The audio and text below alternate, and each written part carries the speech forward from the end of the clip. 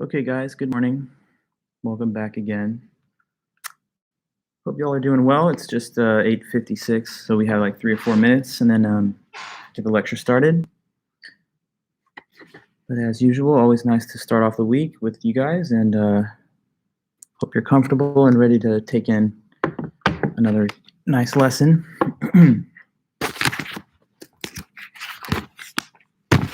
Hey, Alex. Good morning.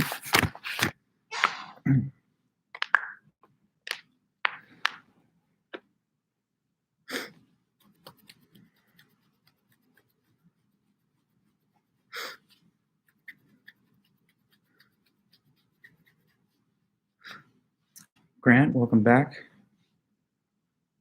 Top of the morning.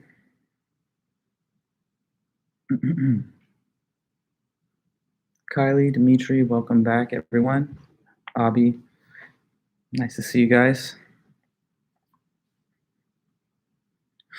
Good morning, Ryan, Elif. Got a solid group already.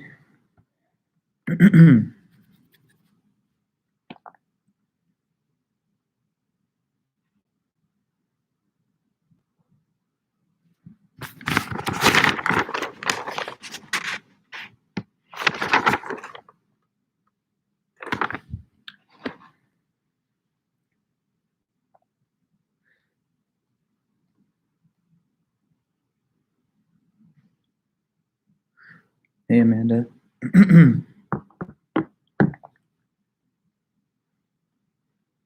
Just a couple minutes.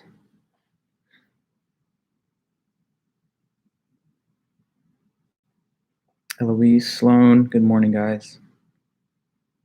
I really hear a pin drop in this room. It's like so, I know I've mentioned it before, but it's just so strange.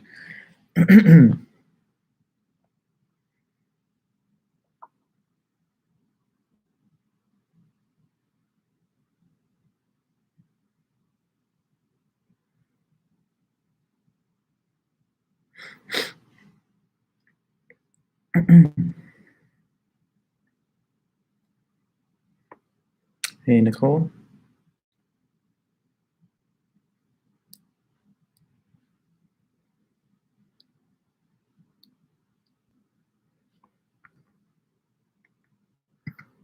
Stephen, welcome back too.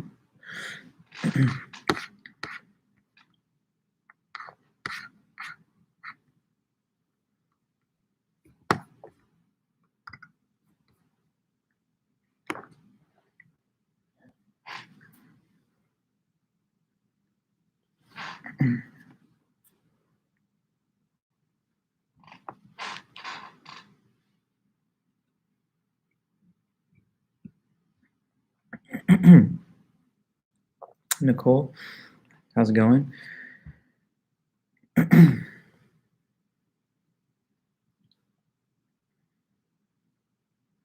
Julia, good to see you too.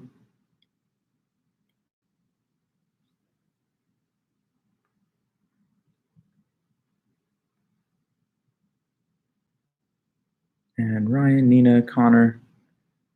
Nice. Okay, guys, so let's just get rolling. It's 9 a.m. Thanks again for being here. Hope you all had a nice weekend and that everything's going well with your semester. As usual, I'm back here at Argerios Forum, room 208, to deliver our morning meeting from 9 to 9:50. So let's just kind of pick up where we were at and continue through the series of notes. We're all on schedule with the calendar of dates and the syllabus, so you can make sure to keep in check with that to organize your reading schedule and your preparation. But we are obviously right now on to a topic of the philosophy of time. And to this point, we've covered some of the results of Albert Einstein, learning a little bit about the theory of relativity, how it implies some very far-reaching and puzzling things. For example, that the concept of two events being simultaneous is not absolute, but rather it's relative. And so the same two events could be on one account simultaneous from a given observer's perspective, given their state of motion relative to others. From a different observer's point of view, the same two events could be non-simultaneous, happening out of sequence, and one before the other or the other before the one. So we displayed this concept through Einstein's example of the two lightning strikes happening on the railway embankment. Just very, very briefly, if two lightning strikes happen, the question is, what does it mean for them to be simultaneous? He says, well, basically, let's suppose that you put a observer at the midpoint between the two lightning strikes, so they're equidistant from the 2 points in space. If we assume that the speed of light is always the same and it doesn't vary from any direction to any other, then given that the length from A to M is the same as the length from B to M, and assuming they reach the observer at the same moment, then if they have the same velocity, they must have departed from their respective origins at the same moment, meaning they would be simultaneous relative to him or her. But if we have a train that's passing through the situation that has constant velocity v, and this train intersects with the midpoint m, just as the other observer is doing their own observation from the motionless point of view, then the second observer, given their velocity, will not see A and B simultaneously, but rather, since they're directed towards B away from A, as they pass that midpoint and traverse it with velocity v, they're going to see B happening before A, given the shorter length that the light ray would have to travel to hit his eye, since he's moving closer to it and further from A. So anyway, after that, we talked a little bit last time about some additional implications of this, like the time dilation concept, which can be shown by means of the example of a light clock. Basically, a fast-moving object like a clock is going to pass through time slower than a comparatively slower object that's not got the same state of velocity. So if you have two clocks, one being accelerated quickly, the other one that stays at rest, the one that's been accelerated quickly is going to elapse fewer seconds than the one that remains at rest for the reasons mentioned in the previous lecture.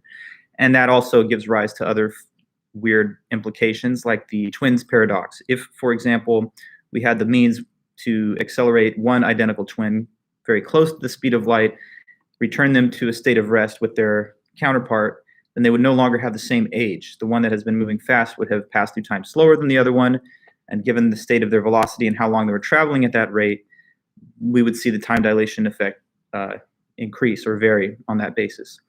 So today what we're going to do is try and finish off the notes from Ted Sider. We started with him at the end of the last meeting, but there's more to say about his work. So just getting the notes on the board. So the author's name, Theodore / Ted Sider, who was born in 1967. Good, productive American current day living philosopher, Ted Sider.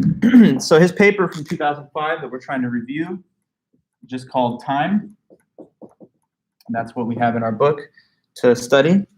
So I was just kind of getting the analysis started last time, and what I started with was his initial opening claims.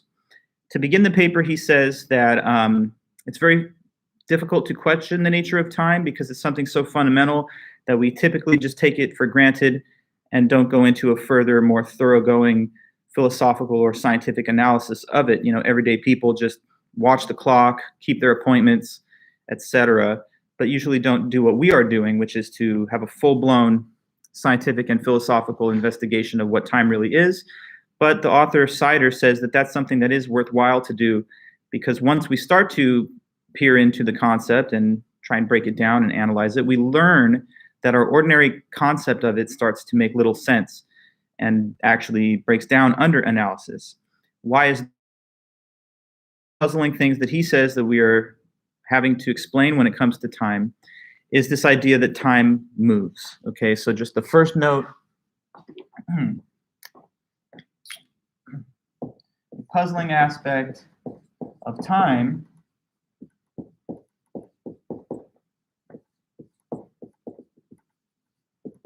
is how people say time moves.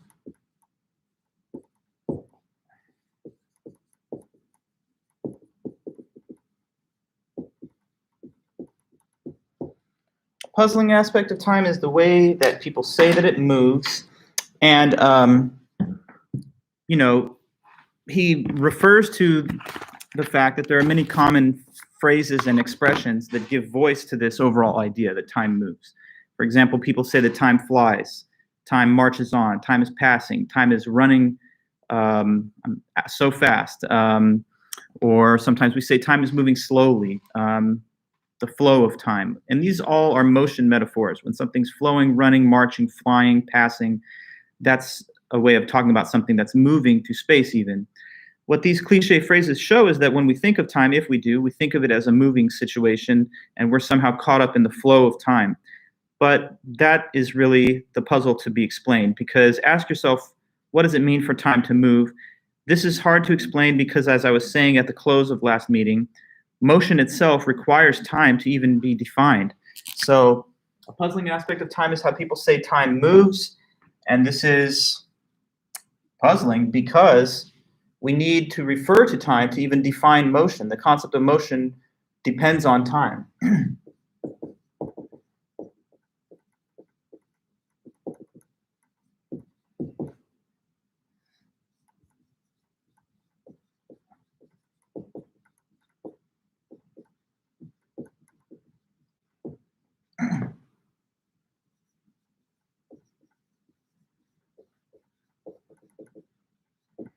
Okay, so why it's so puzzling, confusing, hard to explain the nature of time is because one of the core ideas of it is that it moves. But when you ask yourself what it would mean to have the idea that time moves, we kind of get ourselves caught in a circle because motion itself depends on reference to time.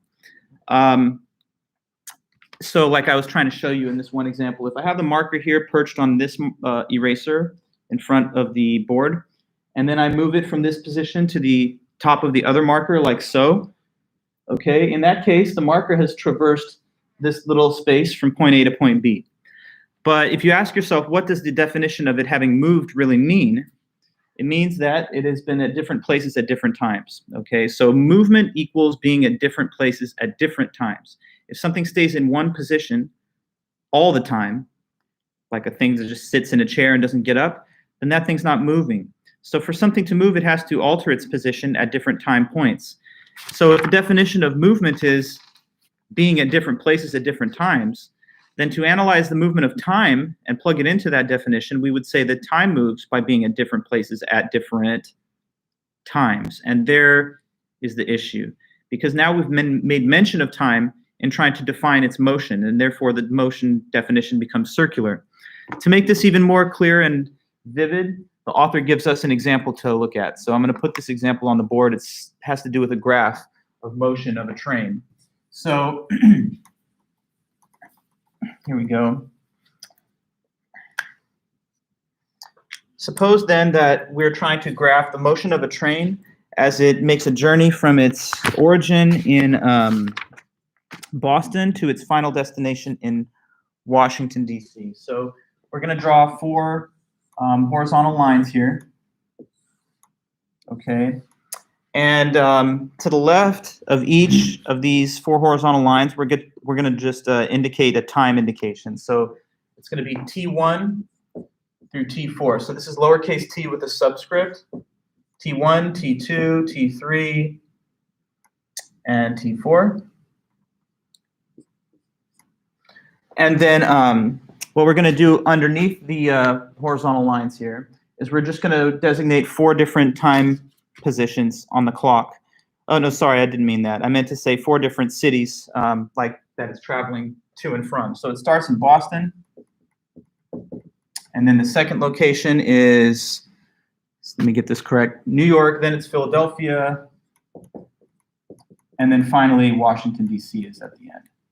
So to kind of keep it consistent, I'm not going to write the full word Boston, but use the abbreviation like the other 3. Sorry for that. Okay. Now we're going to show the same 4 destinations under each line.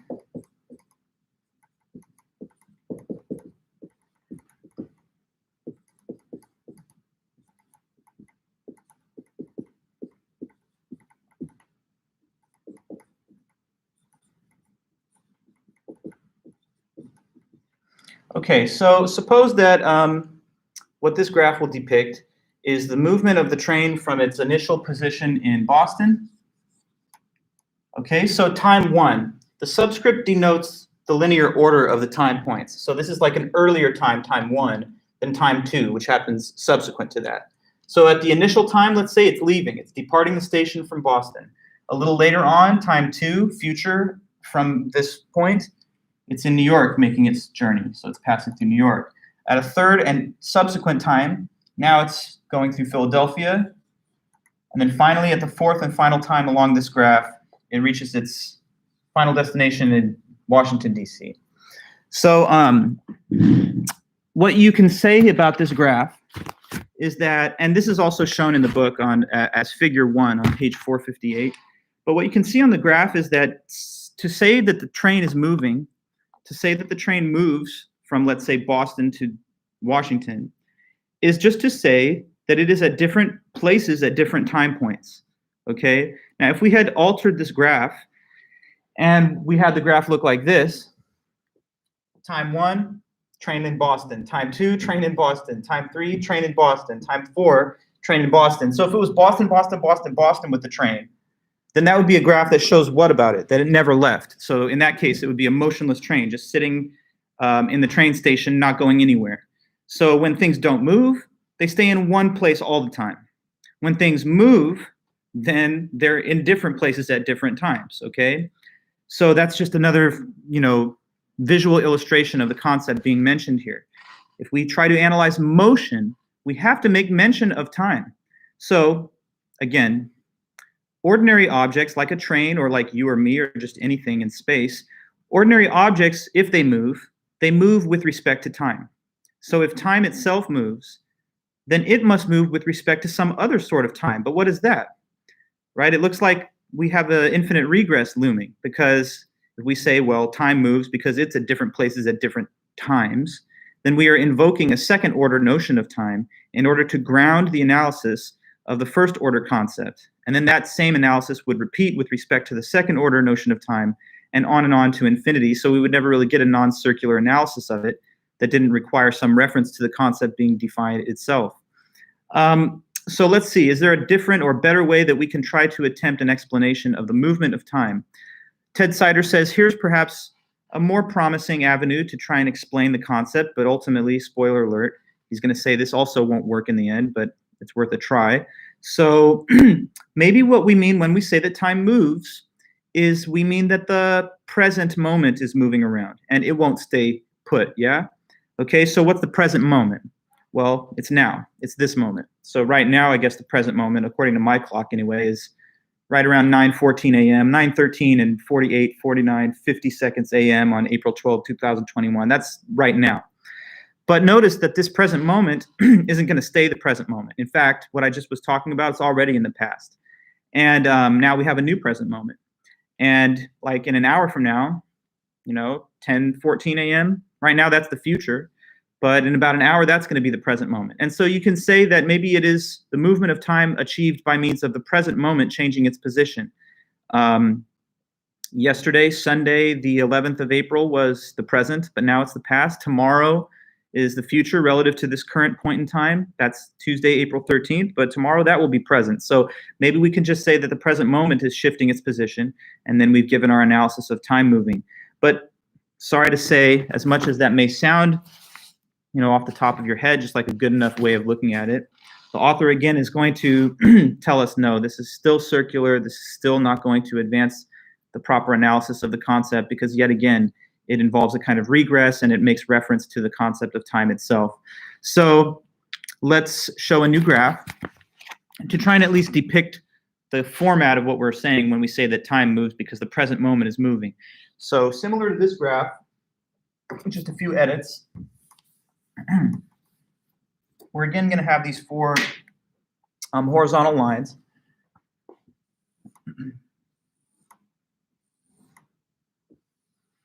Okay, and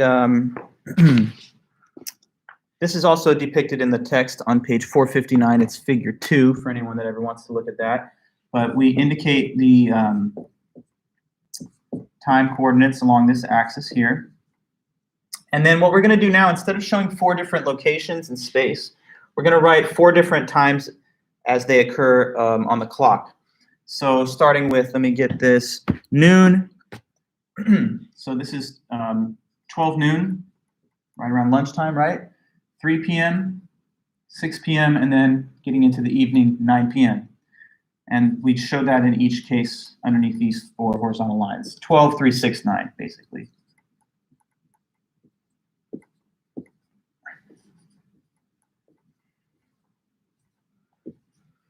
Okay, so to say that time moves, maybe this is the right way of looking at it. The present moment is moving. So for example, like in a day like today, in about 2 hours, 45 minutes, it's going to be noon, and let's say then that'll be the present moment.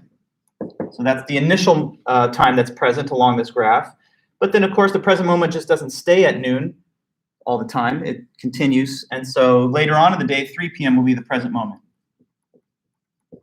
Okay, and then later on, even after that today, or any day, you know, as we get into the evening hours, dinner time and stuff, 6 p.m. will be the present moment. And then even further on than that, maybe closer to your bedtime, or you're just hanging out, watching videos, whatever, 9 p.m. would be the present moment, doing your homework, studying. So now we have a graph that's trying to show the movement of time by means of the present moment moving. But there's something that's problematic about the graph here. I don't know if it'll pop out at you just to examine it and think about this really quick, but maybe you can direct me to something on this graph that's not defined. There's something on the graph that is being referred to, but it hasn't yet really been given any kind of analysis, or at least it's circular. Can you see anything wrong with the graph? Something that makes it not fully explanatory? Maybe you can, maybe you can't. I'll just give you a chance, and then if not, I'll expand on the point a little more. But so Ellie, you say present isn't defined.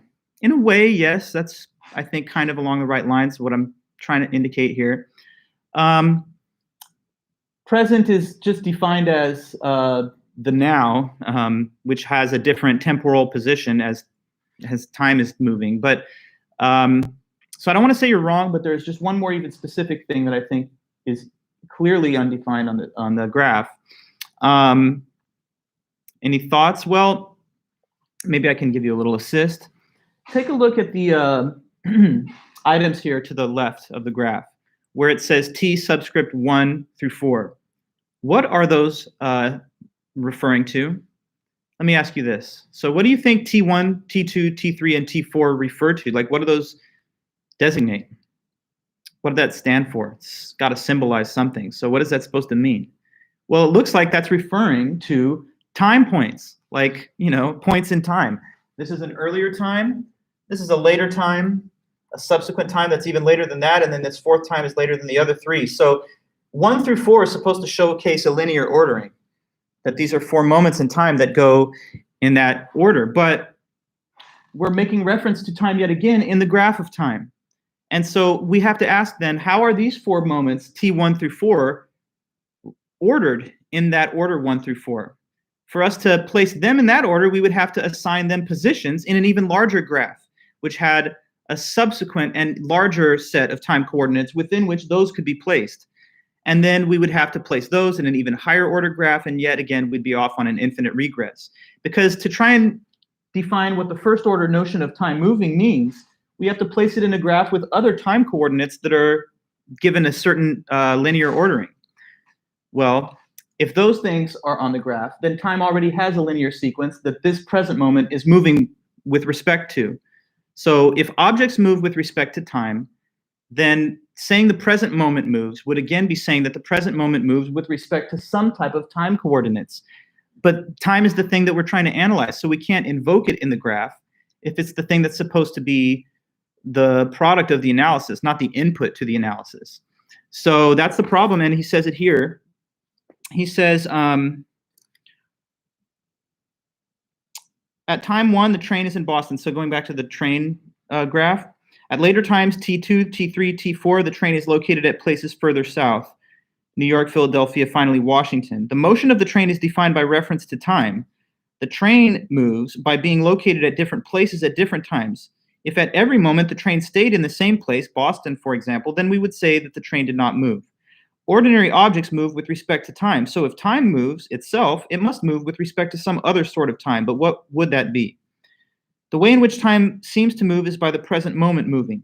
Initially, the present moment is noon, later it's 3, still later it's 6, and then 9, and so on. Since motion is defined by reference to time, the present moment, if it is moving, must have these 4 different locations at 4 different times. just as the moving train had 4 different locations at 4 different times, but the diagram is confusing. It mentions the times 3, 6, and 9, but it also mentions the times T1, T2, T3, and T4. These are the times with respect to which the present moment is moving. But what are those other times? In what sort of time does time itself move? And he plays around with the idea that maybe you could conceptualize something called hypertime. So like regular time moves with respect to hypertime, but the problem would just reemerge because then hypertime would have to be assigned some positions along a greater coordinate system of hypertime. And that would lead us into just an infinite regress that never ultimately explains any of this stuff. So he has a kind of better solution, he thinks, to offer us to get us out of this puzzle of how to explain that time moves.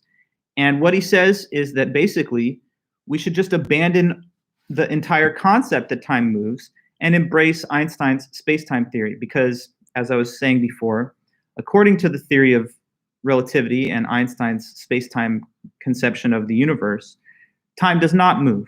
It just sits there integrated with space and contains all of the moments of space-time, inclusive of the past, present, and future.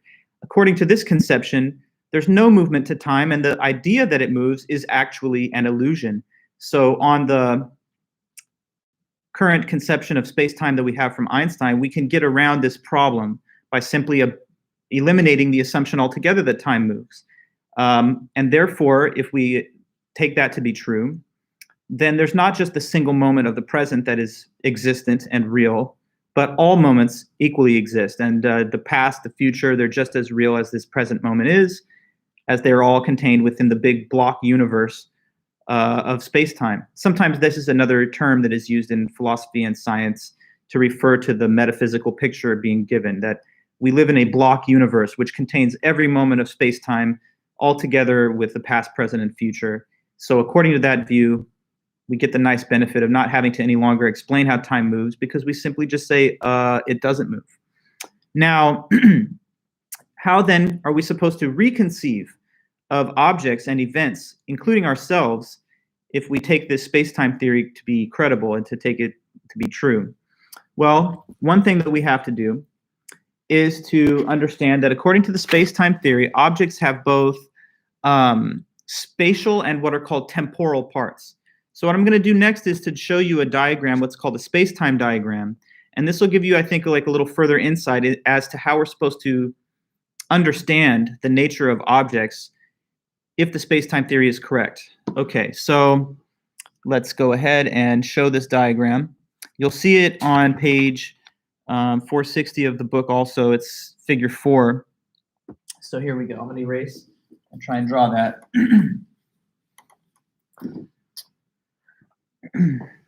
Okay, so on this diagram, we're going to have these two axes and then this horizontal t-axis that runs through them.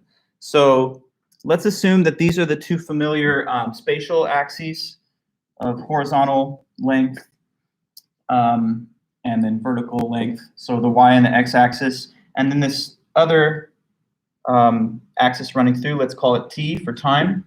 So that's the time dimension, and then these are two spatial dimensions. Along the graph, so we're graphing the existence of an object in space-time according to the graph. So suppose that we mark off on the diagram a year, like say, to represent somebody like around your age. So what is it? It's 2021. Maybe some of you guys were born, I don't know, like around 2003 or 2002 in some cases. But let's suppose there's a person that's born in that time, 2003. And then they have a nice long full life, you know, so like I wish you guys a long successful life. So let's say you make it all the way till the turn of the next century, 2100. Okay, now on the graph, to showcase the span of the person's life and their existence across all those spatio-temporal points, we show this little picture. So I'm drawing like stick figures of a human shape.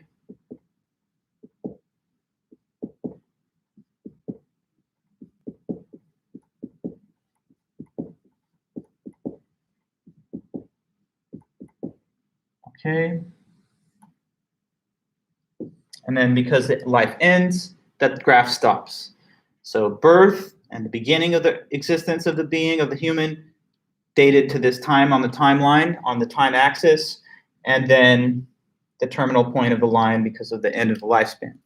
Now, a couple questions about the graph that you're looking at.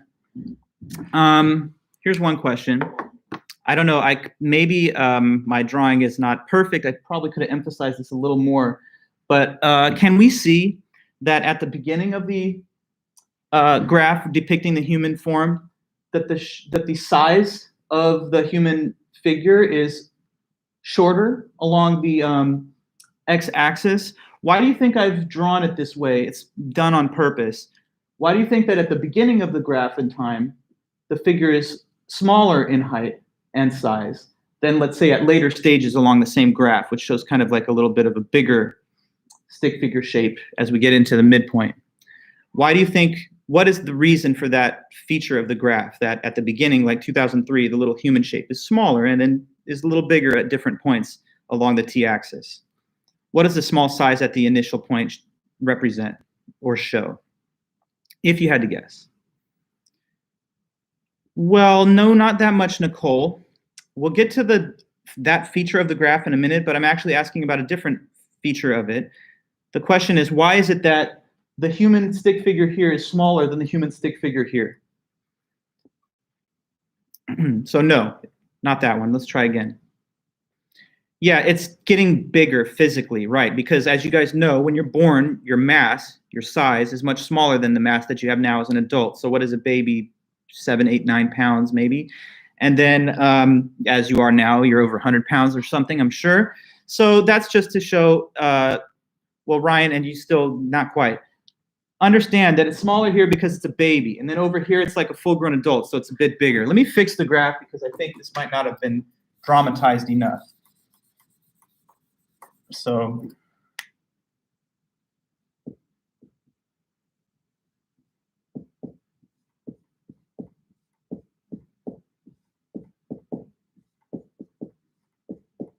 at a certain point, you stop growing. So I have to kind of like cause that to stop at a certain point. And then maybe even in your older age, you get a little shorter from like the effects of age on, you know, your bone density and posture. But anyway, okay. So hopefully it's not too confusing, that part, right? You guys following me? That there's 2 spatial dimensions on the graph. Actually, there would be 3 if it was like a perfect 3-dimensional graph. So like to make this graph absolutely 4-dimensional, you would have 3 spatial dimensions and then the 1 temporal axis running through all of it. So it would look like a pop-out book. But in this case, since I have a 2-dimensional board surface, you have to pretend that y is just the flat horizontal axis and x is the straight up vertical axis. And this kind of intersects through the x and y axis as a time dimension. So it's smaller, guys. Again, why at the beginning? Because this is a smaller human being, and it occupies less space along the spatial axes. Okay, and it's getting bigger as we slide to the right along the graph because in time you grow. Okay, from the size of a baby to an adult. Next, new question, and this one I think will start to hit on some of the things that others have said in the previous question. What do you think is the reason for this horizontal extension along the t-axis? So the vertical extension is to show growth in height. What do you think is the reason that the graph extends throughout this region from 03 to 2100? What does that symbolize or signify? The horizontal extent of the stick figure diagram. Now we can say what it means for it to stretch as far. Yeah, so that's the time axis, right? So that shows its endurance through time. This is a human being that lives, let's suppose, 97 years. And so it occupies all this space along the time dimension because it's not an instantaneous event that just ends immediately. Now, if there were like particles of antimatter or something that just popped into the universe and annihilated themselves almost instantly, then we would have a single slice along this diagram to designate that it's a very short-lived object. But at least for us anyway, we have some extension along that because we have more duration than just a moment. Of course, there are objects like mountains, planets, stars that live and exist for much, much longer, of course, even than a human lifespan. But this is the given example that I'm working with, guys. So on this space-time diagram, on this 4-dimensional, they say 4-dimensional view of objects. Sometimes this is also labeled by another term, four-dimensionalism. The reason it is sometimes called that is because we're supposed to think of ourselves as objects that have positions in 4 dimensions, the height, length, and depth in space, but also the temporal dimension, which is the 4th dimension. Now, according to these 4-dimensional graphs and the metaphysics behind them, the SpaceTime theory of Einstein, what we're supposed to think is that we, people and all objects, have got both spatial, but also what are called temporal parts, okay? So, temporal parts. What is a temporal part of an object? So temporal, T-E-M-P-O-R-A-L, that word refers to, it's an adjective having to do with time. So like of or having to do with time. This is a time part of an object. So what the definition is it's an object at a single moment of time.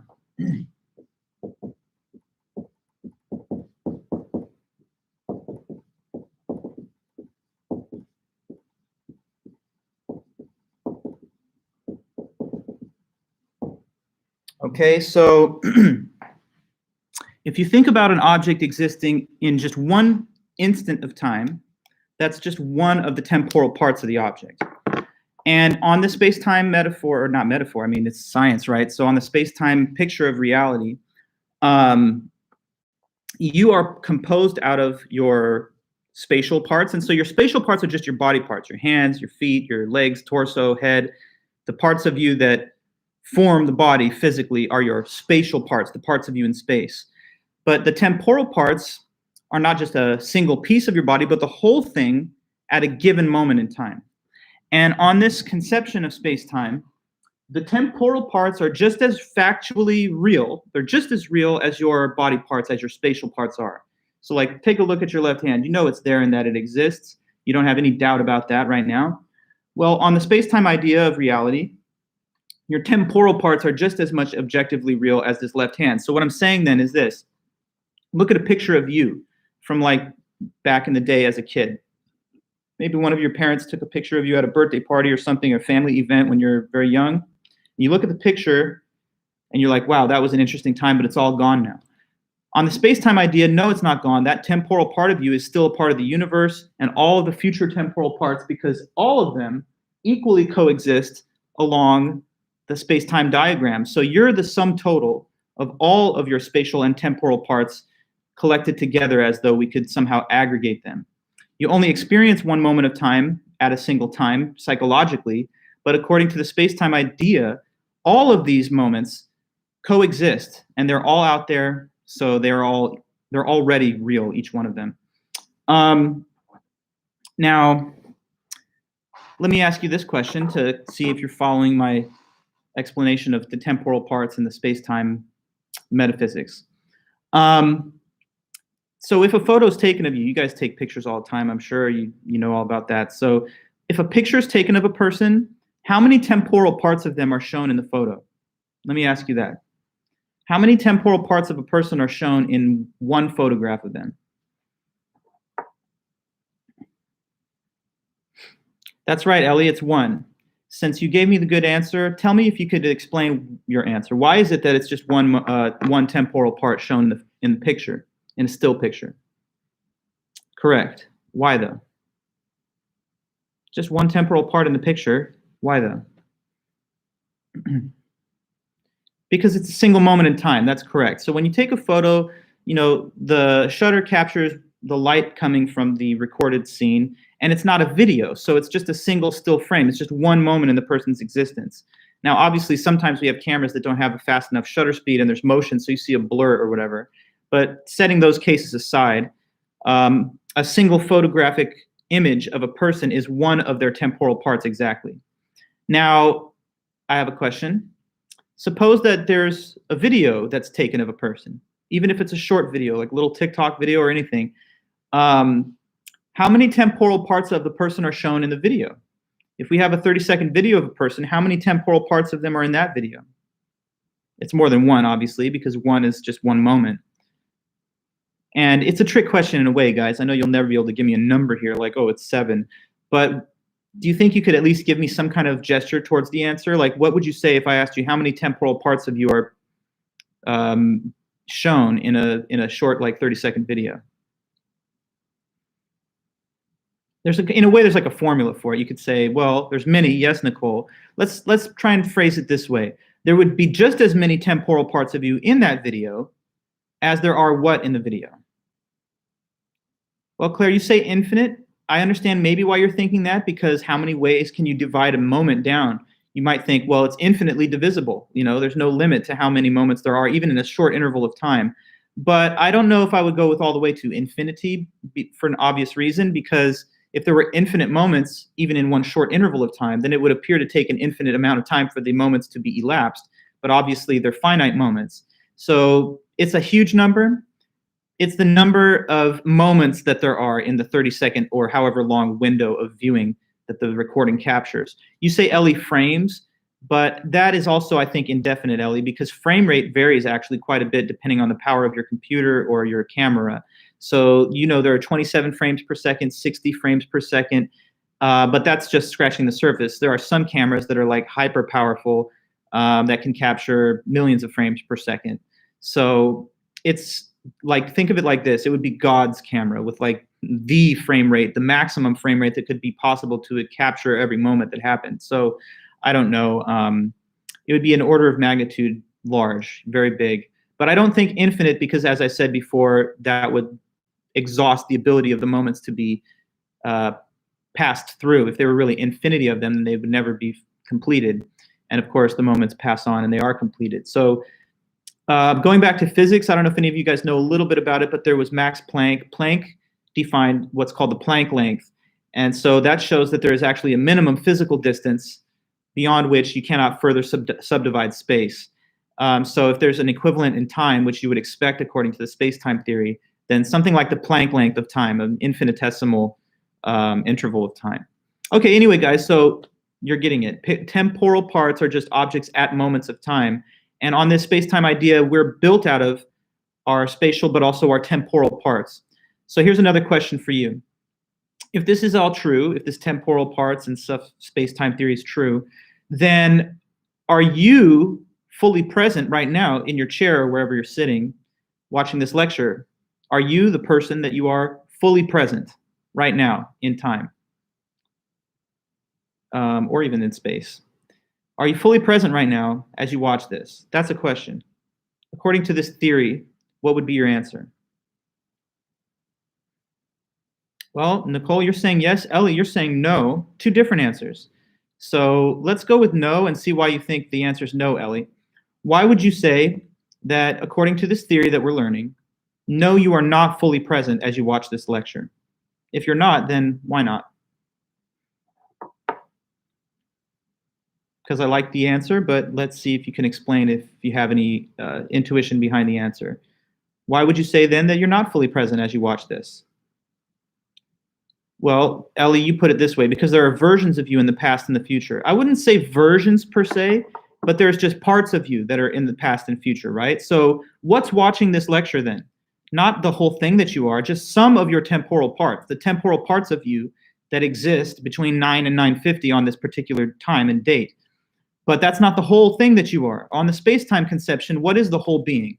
Not just the being as it sits and watches a lecture for a few minutes or even an hour, but rather the entire sum total aggregate of all of your spatial and temporal parts, inclusive of the birth, midlife, all the way through to death. So you're not fully present as you watch this lecture. Some parts of you are. The little cross-section of temporal parts that occupies that space along the time axis. But there's a whole bunch of temporal parts of you that I never got to meet because they happened before this class started. And there's a lot of temporal parts of you that I guess I just won't get to experience or see after the class is over because, that's stuff that happens after this is done. But does this make sense to you now, Nicole? Do you kind of understand why the right answer here, according to the theory anyway, is the answer no. You're not fully present at any moment of time because the full object that you are spans across all the moments. And since your psychology is directed at one moment at a time, you're not fully present at each individual moment. You're partially there.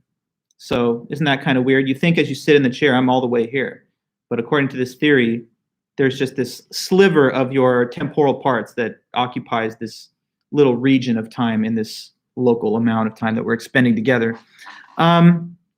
So A temporal part of an object at a time is the same spatial size as the person, but not the same temporal size as the person, if you will.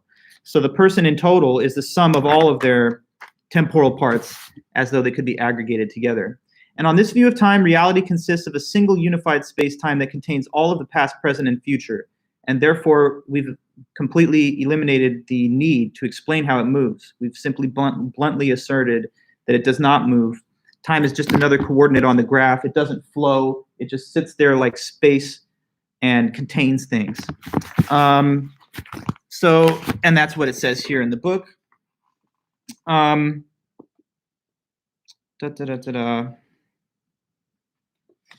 back a bit.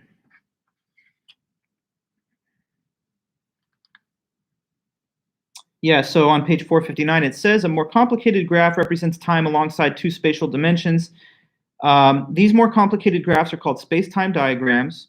SpaceTime diagrams can be used to represent all of history. Everything that has ever happened or ever will happen can be fit into a SpaceTime diagram somewhere.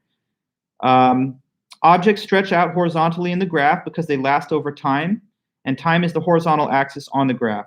The objects exist at different points along the horizontal time axis. They stretch out in the other two dimensions on the graph because dinosaurs and people take up space and reality, and the objects exist at different points along the vertical and spatial axes. Let's see. Some of their temporal parts of the person are represented in the diagram. A temporal part of an object at a time is a temporal cross-section of that object. So in the language of metaphysicians, sometimes we refer to a single temporal part as like a time slice. If you could think of this as like a loaf of meat at like the deli, then one thin slice like of it that you could cut as a cross-section would be like one time slice or one temporal part. Okay. Notice how the person is tapered. The earlier temporal parts are smaller than the later ones, which represents the person's growth over time. In contrast to the ordinary conception of moving or flowing time, the space-time theory says that reality consists of a single unified space-time which contains all of the past, present, and future. So having said that, the author says there are three main similarities that we could see as existing between space and time, according to the space-time theory. So one of the things that we have to kind of reconceive in order to like fully embrace this viewpoint is to see that time is much more similar to space than we ordinarily assume in everyday life. And so he next mentions this. What are three similarities between space and time according to the space-time theory?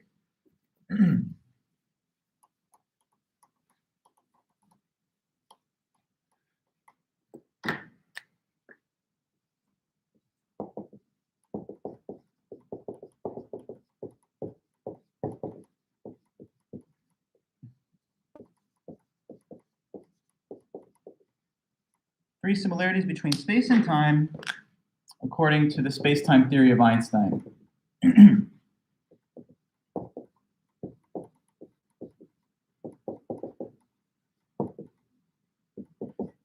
Okay, so one similarity he refers to is, let me make sure I'm listing them in the right order I wanted to.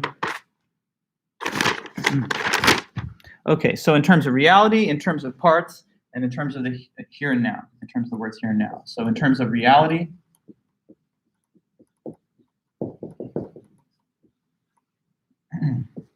then in terms of parts,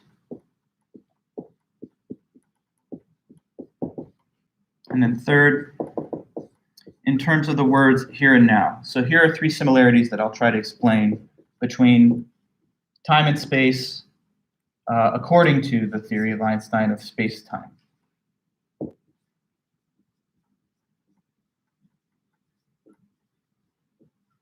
Okay. So yeah, and again, it's very trippy, weird stuff, because like if this is the case, if space-time theory is true, then there are all of your temporal parts located in this universe at any time. So the past, present, future temporal parts of you are all equally real. If that's the case, then it's like you start wondering, do I have the power to do things counterfactual to the facts of what I've done? And the answer would be no. You don't have the ability to act counterfactually, meaning do anything contrary to fact, because all the events are already existing in the universe. So you're kind of like locked in to the pattern of events that is bound up with your destiny. So concepts of like destiny, fate, are scientifically based according to this theory. And it's a kind of a religious assumption that some people have, that God is in control of everything, and so God has a plan for you, and you won't be able to do things that don't pass through his will. And this is kind of like a scientific corollary to that. I mean, it's a secular idea, but in the same sense, if space-time theory is correct, then the universe and the forces of nature and laws of physics govern all things that will happen and, in a sense, already exist. There's a movie, Donnie Darko, I watched like years back as a kid. It's kind of, it's weird. It's definitely art house and stuff, but there's some scenes in it that kind of depict like the projection of temporal parts into the future person's course of events. So like if you were to think about yourself as a space-time object having all these temporal parts scattered throughout the past, present, and future, then there'd be like a world line described by your movement through space. And so like sitting where you're at right now, this world line would continue in the trajectory of whatever motion that you take off of your chair as you go into the next room or into your next set of physical activities. And the same traced outline of the movements that lead up to your current position would have followed you from before. So in Donnie Darko, there's some scenes like that where out of like his chest or solar plexus, you see like a kind of space-time worm that he's bound to follow as he continues to take the actions that are determined for him to take in space-time. So sometimes they also call those stretched out space-time diagrams that show a person's existence like a space-time worm, because they kind of look like that on a graph. And the segments of the worm are the different time parts stretched throughout the graph. Okay, well, I have to speak about these 3 points here to fully close off the notes on Ted Sider. But this part doesn't take too long. I think this is like about a 10-minute discussion or so. So what I think I'll do is postpone the full breakdown of those 3 points for the Wednesday meeting, and then we'll be able to finish everything with time on Wednesday. We'll finish up Ted Sider and then have our last few discussions about the work of David Lewis and the paradoxes of time travel. So, you know, I'll keep you in suspense and we'll talk about it on Wednesday.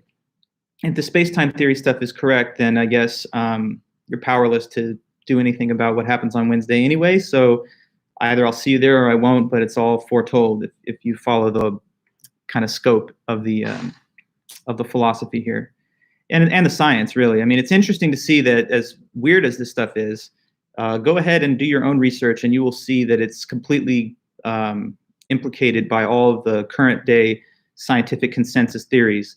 And then that means it's very strange. Like, so our experience of reality as having one moment at a time and the present moment is the only thing that is real, that itself would be an illusion, according to this space-time conception of the physical universe.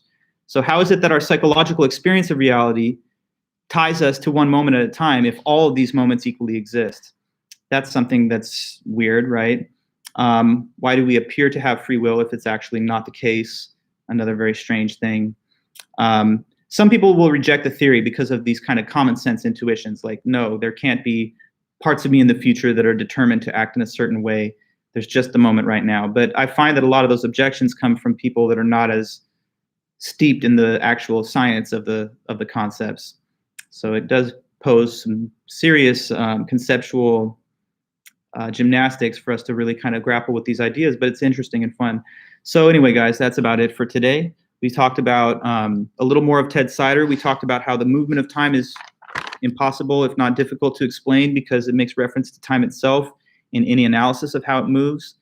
Then we showed how to display objects on a space-time diagram, talked about what temporal parts are, and now we're almost ready to talk about the last piece of the essay, which is these 3 similarities between time and space. So, all right, guys, I'm going to leave you for now. Thanks again so much. If you need anything, just feel free to email me anytime, and I'll be in touch. I think I answered every email that I received last week up until Saturday, so I'll check again in the next day and get to anyone that's messaged me over Sunday or today. Okay, have a great one, and I'll see you next time. Bye-bye.